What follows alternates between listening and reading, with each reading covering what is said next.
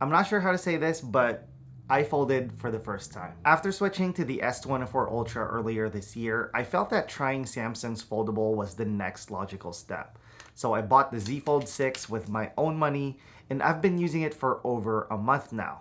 And since this is my very first foldable ever, I wanted to take my time in creating this video so that I can find balance between being overly excited for something very new to me and being overly critical.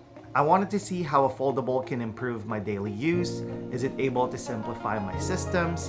What are the pros and cons of using one? And if I can recommend it to you guys. And if I were to sum up what the Z Fold 6 has been for me this past month, it's been a jack of all trades, and trust me, that's not a bad thing. But before we dive in, please consider subscribing. It truly means a lot, and it's a great way to support this channel.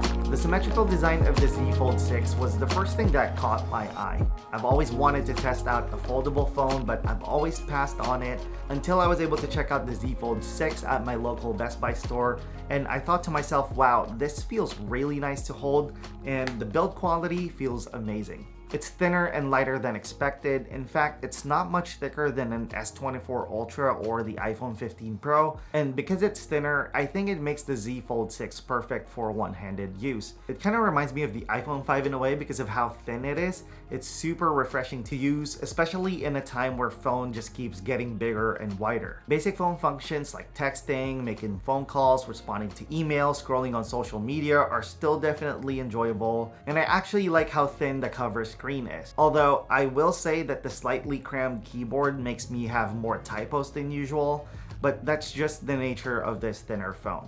The image quality of the 6.3-inch dynamic AMOLED cover screen is really nice. Colors are pleasant even in the natural profile, texts are sharp, and this thing gets super bright at 2600 nits of peak brightness, and I have no issues viewing anything on my phone even in direct sunlight, which is pretty amazing. Watching movies using the cover screen is really good, and it actually works really great because of its aspect ratio. However, the effective display when watching a typical YouTube video is smaller than an iPhone 15 Pro, and you'll get black bars on either side of the screen. But when I'm using my phone this way, I'm mostly listening and not fully watching, like when I'm making coffee or eating breakfast or something. Most of the time when I'm using the cover screen, all I really want to do is quickly interact with my phone and kind of go back to what I was doing.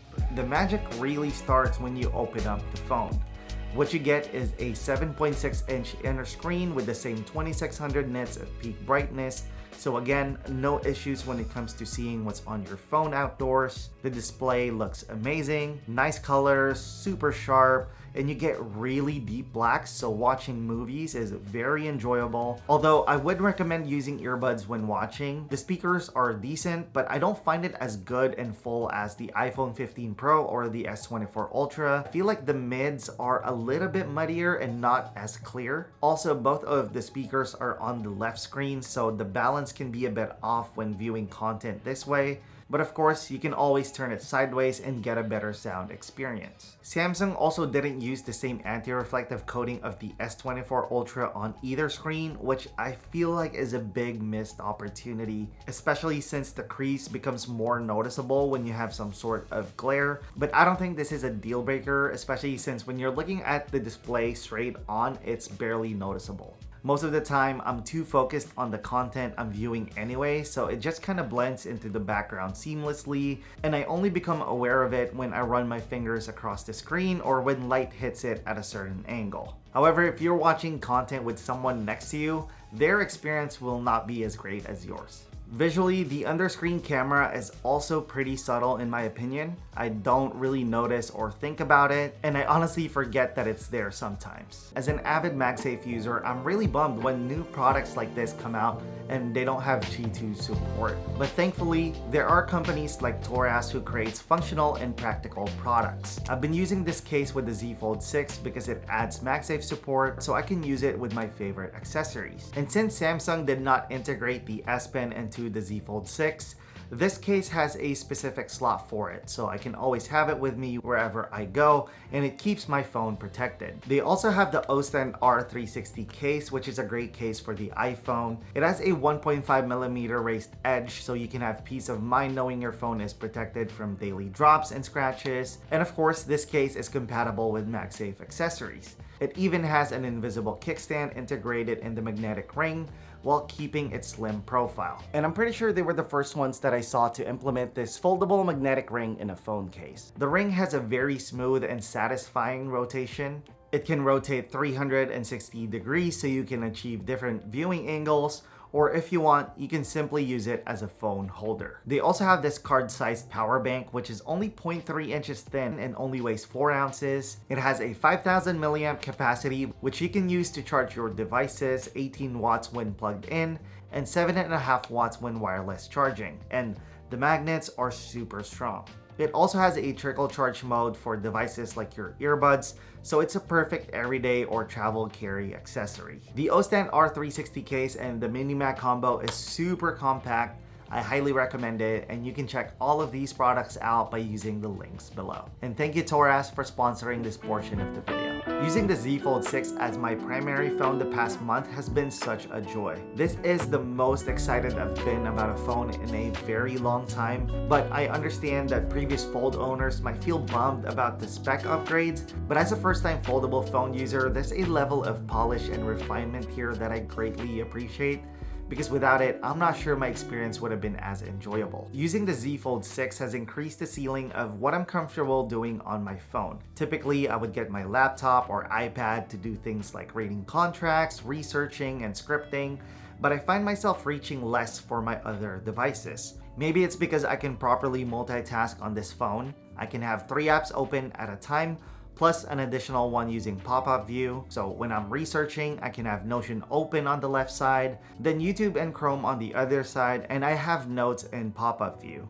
The Z Fold 6 has also become my everyday planner. Before I start my day, I look at my Google Calendar, Notion, and start writing my to-do list for the day using the S Pen. And this system has been working really well for me. Speaking of the S Pen, I bought the S Pen case fully expecting that I would hate the experience of using it, but it's actually been really good. I've been using it since day one for writing notes, and I even produce a lot of sketches for a product that I'm working on, and I'm fairly impressed. Before buying the Z Fold 6, I was thinking about getting an iPad mini again, mainly because of its portability, but now I don't think that's necessary anymore because I essentially have one in my pocket. And that's the main benefit of getting a foldable device: the convenience of having a tablet with you at all times. I think about the moments when I'm laying in bed and wish I had my iPad, but now I can simply open up my phone and do what I need to do. When it comes to Galaxy AI, my overall thoughts and opinions really haven't changed much since reviewing the S24 Ultra.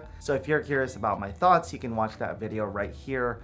Long story short, I just don't think it's as practical as Apple Intelligence or even Gemini, so I really don't use it all that much. Inside the Z Fold 6, you are getting the same Snapdragon 8 Gen 3 found in the S24 Ultra, and it's very capable. You won't have any issues multitasking or playing any games. I will say that it's more of the screen that you kind of have to get used to. Gaming on the cover screen gives you a more traditional viewing experience, but seeing enemies in games like Warzone Mobile can be a bit tough. But then if you switch to the inner screen, you are losing a good chunk of your FOV, which is not ideal. Thankfully, you can change how an app opens up in the settings. You can set it to full screen, 4:3, or 16:9, so definitely change the setting depending on what works best for your game. When it comes to battery life, I use about 85% of my battery in 28 to 30 hours on average. That's about 7 to 8 hours-ish of screen time. It can definitely be better, but as an iPhone 15 Pro user, I find it to be acceptable. Personally, as long as my phone can last a full day, I'm pretty satisfied. I always charge at night, so although having more than a day of battery life would be great, it's just not a priority for me. On paper, the cameras are not what you would expect from an $1,800 phone. I was hoping for at least the same cameras as the S24 Ultra, but unfortunately, that's not the case. Taking photos in well-lit environments is pretty good. You get nice colors, it's sharp, I'm not seeing any terrible processing. They look vibrant with nice contrast, and I'm more than okay with this. But in darker environments, you can tell that it struggles quite a bit. You get a lot more noise compared to other flagship phones, and there is some weird over-sharpening going on. But if you're using this for everyday photos and videos or simply documenting life, the cameras are definitely good enough. It's actually a really nice selfie and vlogging camera because you can use the rear camera and cover screen to frame your shots properly, and you'll get way better results than most selfie cameras in the market. So this is the iPhone 15 Pro's front-facing camera. I'm kind of mimicking how it would be in like less than ideal lighting conditions, kind of like when it's dark or nighttime. And of course, the more light you get, the better it looks. Let's compare it to the Fold 6 now. Here is the under-screen camera of the Fold 6. I would not use this for any reason at all, because even if you have like an adequate or nice lighting, it's still not as good. I would rather use it in this next mode instead. And now we are using the rear cameras of the Fold 6. And I think you'll see how much better the quality is when you're using this camera. And if you like taking videos or selfies or anything like that, then I think this would be a pretty big like selling point for why you should get the Fold 6. But I think if you're looking for an all-around camera, you're still better off with an iPhone 15 Pro or S24 Ultra. I will be reviewing the Pixel 9 Pro and compare its cameras to the S24 Ultra and the iPhone 15 Pro and eventually the 16 Pro when it's out. So make sure you're subscribed to the channel with the notifications on so you don't miss out when that goes live. After a month of using the Z Fold 6, I have a few wish lists for the Z Fold 7.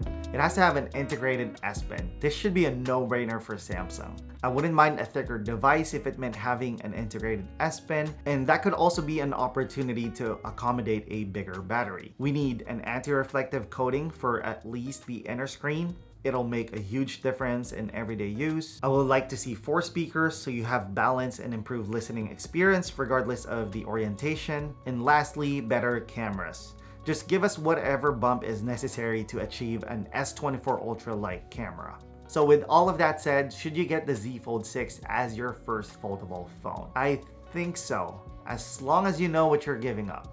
Let me put it this way. For me, giving up a better camera and battery life for increased productivity and functionality has been worth it. As somebody who has cameras that I use for serious photos and videos, I realized that having the best smartphone camera is a luxury and not a need. Because at the end of the day, I will always prefer my actual cameras when doing some serious photo and video work. But having a pocket tablet at all times, now that has been a game changer for me. And I think professionals and business owners would probably have the same experience. Sure, it doesn't have the best features compared to other flagship phones or even other foldables, but the Z Fold 6 offers a refined experience, and that's something that you won't necessarily see on a spec sheet. But let me know what you guys think. If you guys made it this far in the video, type I fold in the comments below. I hope you guys enjoyed watching this video. If you did, please give it a thumbs up. If you loved it, subscribe to the channel. Thank you guys for watching, and I'll see you in the next one. Bye.